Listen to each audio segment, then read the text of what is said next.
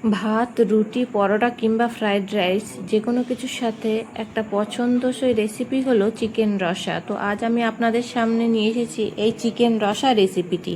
তো প্রথমে তার জন্য কি কি নিয়েছি আপনাদের দেখিয়ে দিই। চন্দ্রমুখী আলু কয়েক টুকরো, আদা রসুন বাটা, একটা বড় সাইজের পেঁয়াজ কুচি আর একটা বড় সাইজের টমেটো কুচি। প্রথমে কড়াইতে লাল লাল করে আমি আলুগুলোকে ভেজে তুলে নেব।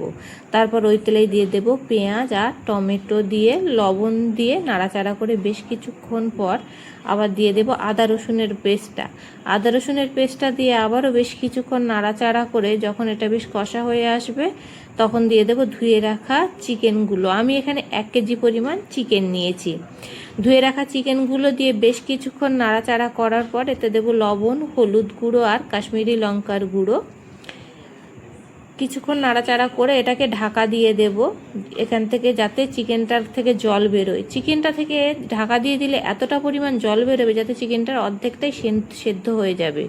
তো দেখুন বন্ধুরা, আমি এখানে ঢাকা দিয়ে দেওয়ার পর বেশ কতটা পরিমাণে জল বেরিয়েছে।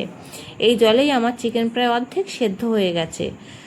তো এইভাবে এটাকে আবার নাড়াচাড়া করে আবারও ঢাকা দিয়ে দেবো মাঝারি আছে মিনিট 10 ঢাকা দিয়ে দিলে যখন দেখব চিকেনের গায়ে থেকে জলটা পুরো মরে গেছে তখন এতে আবার আমি জল যোগ করব। আলু দিয়ে দেবো এই সময়ে, যাতে করে আলু আর চিকেনগুলো আরও ভালোভাবে পুরোপুরি সেদ্ধ হয়ে যায়। দেখবেন বন্ধুরা, খেয়াল রাখবেন এখানে আলুটা এমনভাবে দেবেন যাতে পুরোটা ডুবে থাকে জলের ভিতরে, বাইরে থাকলে কিন্তু সেই অংশটুকু সেদ্ধ হবে না। তো এটাকে আবার ঢাকা দিয়ে আমি মিনিট 15 মাঝারি আঁচে ছেড়ে দেব। যখন জলটা প্রায় শুকনো হয়ে আসবে তখন আমি ঢাকনা খুলে গরম মশলা দিয়ে নামিয়ে দেব।